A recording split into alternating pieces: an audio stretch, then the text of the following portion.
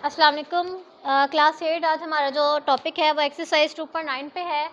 इससे पहले हमने स्क्वायर रूट को डिस्कस किया था, स्क्वायर रूट के मेथड्स को डिस्कस किया था और उसके कुछ एप्लीकेशंस को डिस्कस किया था। अब हम इस एक्सरसाइज के अंदर हम क्यूब को डिस्कस करेंगे और क्यूब रूट को डिस्कस करेंगे। क्यूब का मतलब क्या होता है? क्यूब का मतलब होता है कि किसी भी चीज़ की पावर 3 होना। जिस तरह हम स्क्वायर में देखते थे कि दो नंबर्स को जब आपस में मल्टीप्लाई करते थे तो उनकी पावर्स ऐड होकर स्क्वायर बना देती थी। इसी तरह जब आप किसी नंबर को 3 टाइम्स आप उसको मल्टीप्लाई करेंगे तो वो उसका क्यूब कहलाता है। जिस तरह आप करते थे 2 क्रॉस 2 करते थे तो ये आपके पास स्क्वायर बन जाता था 2 का। अगर आप 2 को 3 टाइम्स मल्टीप्लाई करेंगे तो 1 और +1 और +1 तो इनकी पावर जो है वो 3 हो जाएगी। और किसी भी नंबर की जो पावर 3 होती है हम उसे क्यूब कहते हैं और उर्दू में हम कहते हैं कि वो उस नंबर का मकाब है। जिस तरह क्यूब हम फाइंड करते हैं इसी तरह हमने स्क्वायर रूट फाइंड करना सीखा था, तो यहाँ पर हम क्यूब रूट फाइंड करना भी सीखेंगे। तो क्यूब और क्यूब रूट जो है हम इस एक्सरसाइज के अंदर इसको सॉल्व करेंगे। पहला क्वेश्चन है हमारे पास कि हमने बताना है कि इनमें से कौन से नंबर्स ऐसे हैं जो आपके पास परफेक्ट क्यूब बनते हैं, यानी कि मुकम्मल मकाब बनते हैं। अब पहला क्वेश्चन इसका देखें, 5 12 है। जिस तरह हम स्क्वायर के लिए करते थे उसको फैक्टराइज करते थे, फैक्टर्स में आते थे और नंबर्स के स्क्वायर करते थे, सेम इसी तरह हम यहाँ पर उसके क्यूब फाइंड किया करेंगे। तो 5 12 के पहले मैं फैक्टराइजेशन करूँगी।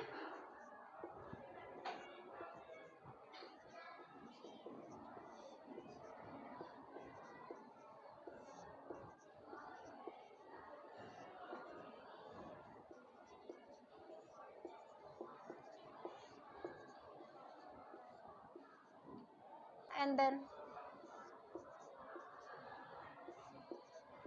और मेरे पास जितने भी फैक्टर्स आगे हैं फैक्टराइजेशन के बाद मैं इनको यहाँ पर लिख लूँगी।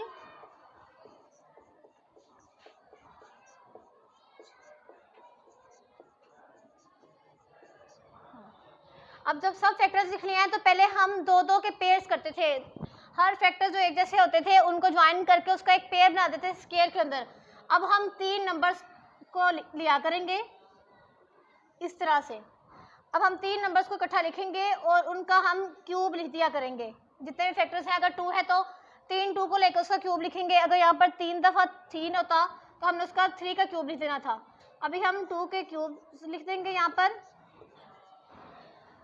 अब देखिए सबकी पावर जो है 3 है, तो मैं जितने भी नंबर्स हैं उन सबको मल्टीप्लाई करके एक होल पावर 3 लिख सकती हूँ।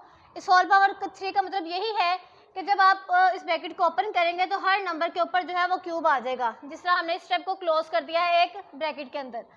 आप देखें अब अंदर आपके पास सिंगल पावर 1 है, आप इनको मल्टीप्लाई कर सकते हैं तो ये आ जाएगा 8 और 8 की पावर 3। अब हमारे पास आ गया है 5 12 का पावर जो है इक्वल टू 8 पावर क्यूब, यानी कि 8 क्यूब जो है वो 5 12 होता है। हमने इस क्वेश्चन में यही बताना था कि क्या 5 12 जो है ये परफेक्ट क्यूब बन जाता है। हम फैक्टराइजेशन करेंगे, अगर तो हमारे पास एक सिंगल नंबर आ जाता है जिसकी पावर होल क्यूब में आ जाती है तो हम कहेंगे कि this is a perfect cube. अगर हमारे पास कोई ऐसा फैक्टर हो जाता जो सिंगल या उसकी पावर स्क्वायर होती, मेरे पास अगर कोई यहाँ पर 5 का स्क्वायर आ जाता या 5 आ जाता तो इसका मतलब था कि ये हमारे पास परफेक्ट स्क्वायर नहीं बनना था। अगर आपके पास सारे के सारे फैक्टर्स की पावर 3 आ जाती है तो आप उनको इकट्ठा करके उसको मल्टीप्लाई कर देंगे और वो आपके पास सिंगल पावर क्यूब में आ जाएगी, तो इसका मतलब है कि वो नंबर आपके पास परफेक्ट स्क्वायर है।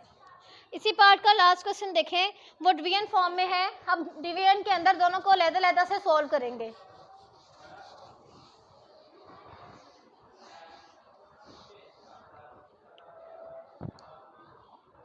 क्वेश्चन नंबर 5 है 1000 बाय 25 125।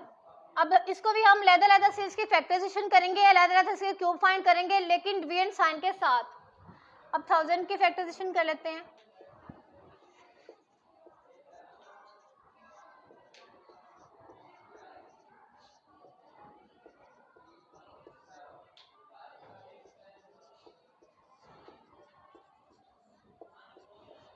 और इसी तरह 125 की भी।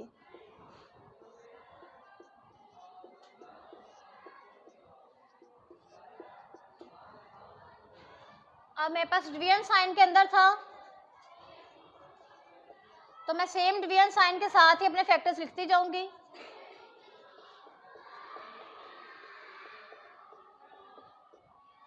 और नीचे 125 के।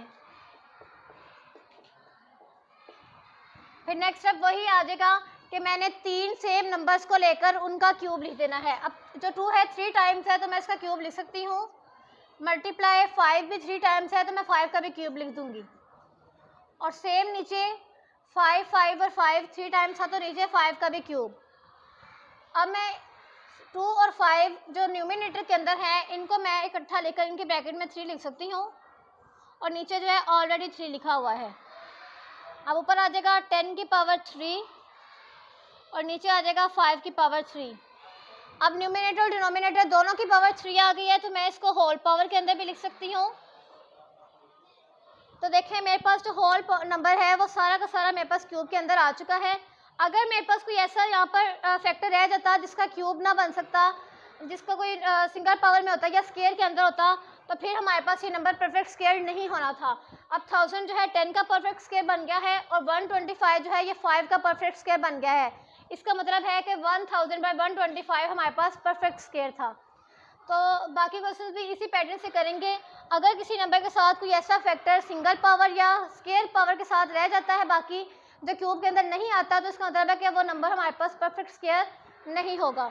इसी तरह इसके बाकी के क्वेश्चंस भी आप इसी तरह से इसको सॉल्व कर लेंगे और हमारा फर्स्ट पार्ट जो है यहाँ पर कंप्लीट हो जाएगा।